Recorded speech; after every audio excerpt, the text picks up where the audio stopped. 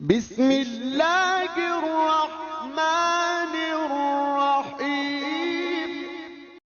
اللہ کی راہ میں خیرات کرتے رہنا چاہیے، اور صدقہ دینے سے مال گھٹتا نہیں ہے، مال بڑھتا ہے۔ میں اس کی ایک مثال دیا کرتا ہوں کہ پرانے زمانے کے اندر کنویں ہوتے تھے، اب تو ٹیوب ویل آ گئے، ہینڈ پمپ آ گئے اور بہت کچھ آ گیا زمین سے پانی نکلوانے کے لیے، لیکن اس وقت کنویں میں ڈول ڈال کر کے جو ہے وہ پانی نکالا کرتے تھے۔ جب جدید آلات آ گئے تو کنویں کی ضرورت ختم ہو گئی اور لوگوں نے یہاں سے پانی لینا شروع کر دیا، چونکہ وہاں پانی حاصل کرنے کے لیے دقت زیادہ برداشت کرنا پڑتی ہے۔ اب وہ کنویں کہیں کہیں آپ کو مل جائیں گے، مختلف دیہاتوں میں، بستیوں میں آپ جائیں تو پرانے کنویں جو ہے وہ کہیں کہیں موجود ہیں، لیکن ان میں جھانک کر کے دیکھیں کہ ان کا پانی بہت نیچے چلا گیا اور بہت کم پڑ گیا۔ ان کنووں کو کسی نے بند نہیں کیا، لیکن اب پانی کہاں غائب ہو گیا؟ اصل بات یہ ہے کہ جب کنویں اپنا فیض باہر دیتے تھے، اللہ نیچے سے پانی بھی انہیں دیتا تھا۔ جب ان کنووں نے پانی دینا چھوڑ دیا، نیچے سے جو سوتے پھوٹتے تھے وہ بھی خشک ہو گئے۔ جو راہ خدا میں خرچ کرتا رہتا ہے، اللہ اس کو عطا فرماتا رہتا ہے۔ شیطان کہتا ہے کہ خرچ کرو گے تو کم ہو جائے گا، لیکن رب کہتا ہے خرچ کرو گے میں وعدہ دیتا ہوں کہ بڑھ جائے گا۔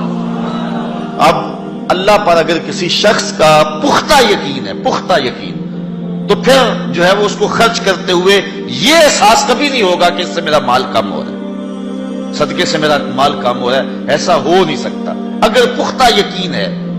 حضرت رابعہ بصریہ سلام اللہ علیہا بہت سخیہ تھیں، اور آپ کے ڈیرے پہ، خانقاہ پہ لوگوں کا آنا جانا رہتا تھا، ان کو کھانا بھی کھلاتے تھے، اور درویشوں فقیروں کا مزاج ہی ہے کہ لوگ آئیں اور کھاتے جائیں۔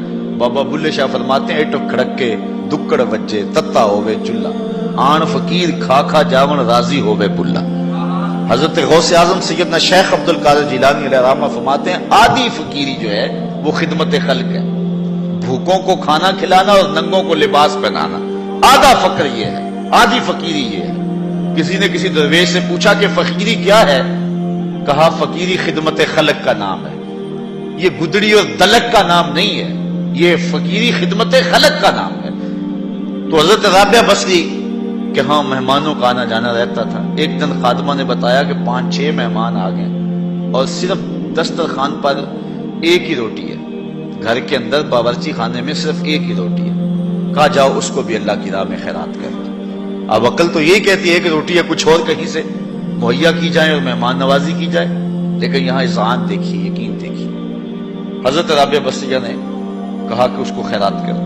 خادمہ نے خیرات کر دیا، مہمان بیٹھے ہوئے، کوئی اور شے ہے نہیں۔ دروازے پر دستک ہوئی، پوچھا من علی الباب، دروازے پر کون؟ کہا فلاں کا فرستادہ غلام، میرے آقا نے آپ کے لیے بھیجا اور یہ کھانا دیا ہے۔ خادمہ نے کھانا وصول کیا، حضرت رابعہ کو کہا یہ کسی نے کھانا بھیجا۔ آپ نے کپڑا اٹھایا، گنا تو 5 روٹیاں تھیں۔ کہا یہ کھانا ہمارا نہیں، اس کے آقا نے کسی اور گھر بھیجا ہوگا، غلطی سے ہمارے گھر یہ آ گیا، کھانا واپس کر دیا۔ تھوڑے لمحے گزرے تھے، پھر دروازے پہ دستک ہوئی، کہا من دق الباب، دروازہ کس نے کھٹکھٹایا؟ کہا فلاں آقا کا بھیجا ہوا غلام ہوں، میرے آقا نے آپ کے لیے کھانا بھیجا۔ خادمہ نے وصول کیا، حضرت رابعہ کے سامنے رکھا، کپڑا اٹھایا، گنا تو 7 روٹیاں۔ کہا اس کے آقا نے کسی اور گھر بھیجا ہوگا، یہ بھی غلطی سے ہمارے گھر آ گیا، کھانا واپس کر دیا۔ پھر دروازے پہ دستک ہوئی، پوچھا من علی الباب، دروازے پر کون؟ کہا فلاں آقا کا بھیجا ہوا غلام ہوں، میرے آقا نے آپ کے لیے کھانا بھیجا ہے، اور کہا حضرت رابعہ کو دے کے ہی آنا۔ خادمہ نے وصول کیا، حضرت رابعہ کپڑا اٹھایا، گنا تو 10 روٹیاں تھیں۔ کہا ہاں یہ کھانا ہمارا ہے۔ کہا پہلے 2 بھی تو کہتے تھے آپ کا ہے، آپ نے انکار کر دیا۔ کہا میرے رب کا وعدہ ہے جو 1 دے میں 10 دیتا ہوں۔ پہلے 5 تھی، پھر 7 تھی، میں نے کہا مالک 10 پوری کرے گا تو تیری بندی وصول کرے گا۔ آپ کا اکاؤنٹنٹ آپ کو بتائے گا کہ اتنے پیسے اتنوں سے خرچ کر دیں گے تو اتنے کم ہو جائیں گے، کیلکولیٹر سے حساب کریں، وہ کہے گا اتنے تو اتنے کم ہو جائیں گے۔ شیطان کہتا ہے تمہارا رزق کم ہو جائے گا، لیکن تمہارا رب تمہیں بخشش، مغفرت اور رزق کی فراخی کا وعدہ دیتا ہے۔ وہ کہتا ہے تم 1 دانہ زمین کے اندر بوتے ہو تو پھر دیکھو کتنی بالیاں نکلتی، بویا 1 نکلے 700۔ کہا جو رب 1 کو 700 بنا دیتا ہے، تمہارے دیے کو کئی گنا نہیں بنا سکتا، اس لیے اس کی راہ میں خیرات کرو، پھر دیکھنا تمہارا مال کیسے بڑھتا چلا جاتا۔ اللہ اکبر۔ تو کہا وہ شخص جس نے صدقہ دیا اور اتنا مخفی دیا کہ جو دائیں نے خرچ کیا بائیں کو اس کی خبر نہ ہو۔